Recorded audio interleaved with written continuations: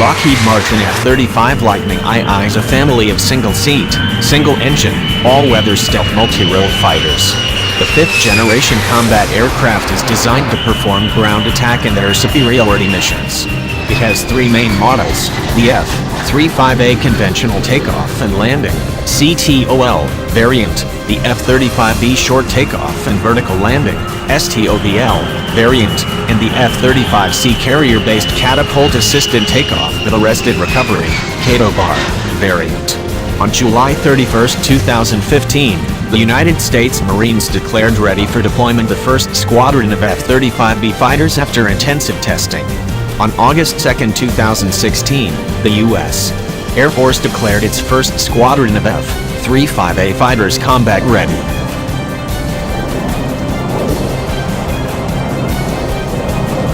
The F-35 descends from the X-35, the winning design of the Joint Strike Fighter (JSF) program. An aerospace industry team led by Lockheed Martin designed and manufactures it. Other major F-35 industry partners include Northrop Grumman, Pratt & Whitney, and BAE Systems.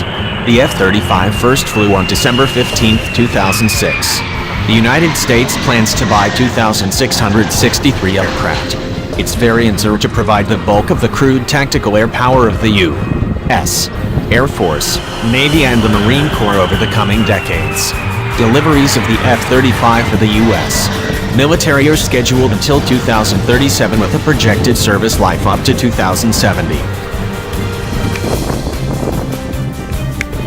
The United States principally funds the F-35 JSF development, with additional funding from partners. The partner nations are either NATO members or close US allies. The United Kingdom, Italy, Australia, Canada, Norway, Denmark, the Netherlands, and Turkey are part of the active development program. Several additional countries have ordered, or are considering ordering, the F-35. The program is the most expensive military weapons system in history, and has been much criticized inside and outside government, in the US, and in allied countries.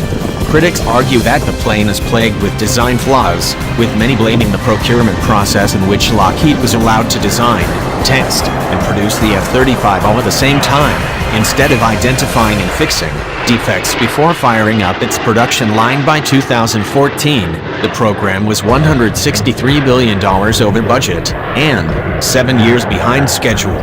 Critics also contend that the program's high sunk costs and political momentum make it too big to kill.